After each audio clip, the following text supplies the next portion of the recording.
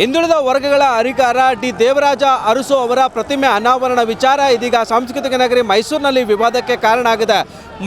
ಮೈಸೂರಿನ ಹೊಸ DC ಆಫೀಸ್ನ ಕಚೇರಿಯ ಆವರಣದಲ್ಲಿ ನಿರ್ಮಾಣ ಆಗಿರ್ತಕ್ಕಂತಹ ಡಿ ದೇವರಾಜ ಅರಸು ಅವರ ಪ್ರತಿಮೆಯನ್ನು ನಿರ್ಮಾಣವನ್ನು ಮಾಡೋದಕ್ಕೆ ರಾಜ್ಯ ಸರ್ಕಾರ ಉದ್ಘಾಟನೆಯನ್ನು ಮಾಡೋದಕ್ಕೆ ರಾಜ್ಯ ಸರ್ಕಾರ ಹಿಂದೇಟನ್ನು ಹಾಕ್ತಿದೆ. ಹೀಗಾಗಿ ನಾವೇ ಉದ್ಘಾಟನೆಯನ್ನು ಮಾಡ್ತೇವೆ ಅಂತೇಳಿ ಹಾಲಿ MLC ಆಗಿರ್ತಕ್ಕಂಥ ವಿಶ್ವನಾಥ್ ಸೇರಿದಂತೆ BJP ನಾಯಕರು ಇವತ್ತು ನೂತನ DC ಕಚೇರಿ ಬನ್ನೂರು ರಸ್ತೆಯಲ್ಲಿರ್ತಕ್ಕಂಥ DC ಕಚೇರಿಗೆ ಮುತ್ತಿಗೆ ಹಾಕಿ ಅಲ್ಲಿ ಹೊಸ ದೇವರಾಜ ಅರಸು ಅವರ ಪ್ರತಿಮೆಯನ್ನು ಅನಾವರಣ ಮಾಡೋದಕ್ಕೆ ಮುಂದಾಗಿದ್ದರು.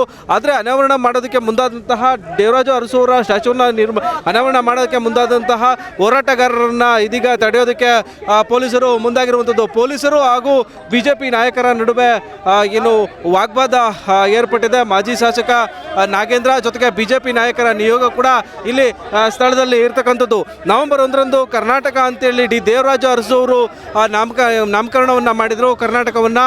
ಆದರೆ ಮೈಸೂರಿನ ಡಿ ದೇವರಾಜ ಅರಸುರವರ ಪ್ರತಿಮೆಯನ್ನು ನವೆಂಬರ್ 1ರಂದೇ ಉದ್ಘಾಟನೆಯನ್ನು ಮಾಡಬೇಕು ಅನ್ನೋ ಒಂದು ಒತ್ತಾಯ ಕೂಡ ಕೇಳಿ ಬಂದಿತ್ತು. ಆದರೆ ಮುಖ್ಯಮಂತ್ರಿ ಸಿದ್ದರಾಮಯ್ಯ ಅವರು ಉದ್ಘಾಟನೆಯನ್ನು ಮಾಡಬೇಕು ಇವತ್ತೇ ಅಂತೇಳಿ ಒತ್ತಾಯ ಕೂಡ ಇತ್ತು, ಜೊತೆಗೆ ಗಡುವು ಕೂಡ ಇತ್ತು. ಆದರೆ ಈವರೆಗೂ ಕೂಡ ಉದ್ಘಾಟನೆಯನ್ನು ಮಾಡೋದಕ್ಕೆ ರಾಜ್ಯ ಸರ್ಕಾರ ಹಿಂದೇಟನ್ನು ಹಾಕಿದಂಥ ಪರಿಣಾಮ ಇದೀಗ ಹಾಲಿ MLC ಆಗಿರ್ತಕ್ಕಂಥ ವಿಶ್ವನಾಥ್ರವರು ನಾನೇ ಪ್ರತಿಮೆಯನ್ನು ಉದ್ಘಾಟನೆಯನ್ನು ಮಾಡ್ತೇನೆ, ಹೀಗಾಗಿ ನಮಗೆ ಅವಕಾಶವನ್ನು ಕೊಡಿ ಅಂತೇಳಿ ಪೊಲೀಸರ ನಡುವೆ ವಾಗ್ವಾದಕ್ಕೆ ಎಳೆದಿದ್ದಾರೆ.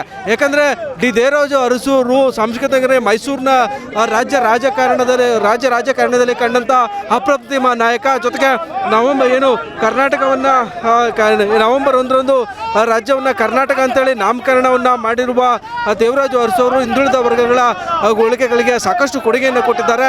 ಆದರೆ ದೇವರಾಜ ಅರಸು ಅವರ ಪ್ರತಿಮೆಯನ್ನು ಜಿಲ್ಲಾಧಿಕಾರಿ ಕಚೇರಿಯಲ್ಲಿ ಉದ್ಘಾಟನೆಯನ್ನು ಮಾಡೋದಕ್ಕೆ ಬಹಳ ವಿಳಂಬ ಆಗುತ್ತಾ ಇದೆ. ಹೀಗಾಗಿ ರಾಜ್ಯ ಕಾಂಗ್ರೆಸ್ ಸರ್ಕಾರ ಈ ದೇವರಾಜ ಅರಸು ಅವರ ಪ್ರತಿಮೆಯನ್ನು ಅನಾವರಣವನ್ನು ಮಾಡೋದ್ರಲ್ಲಿ ರಾಜಕಾರಣವನ್ನು ಮಾಡ್ತಿದೆ ಅಂತೇಳಿ ಇದೀಗ BJP ನಾಯಕರು MLC ವಿಶ್ವನಾಥ್ರವರ ನೇತೃತ್ವದಲ್ಲಿ ಪ್ರತಿಮೆಯನ್ನು ಉದ್ಘಾಟನೆಯನ್ನು ಮಾಡೋದಕ್ಕೆ ಮುಂದಾಗ್ತಿದ್ದಾರೆ.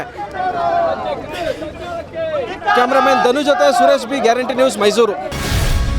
ಗ್ಯಾರಂಟಿ ನ್ಯೂಸ್, ಸುದ್ದಿ ಖಚಿತ, ನ್ಯಾಯ ನಿಶ್ಚಿತ.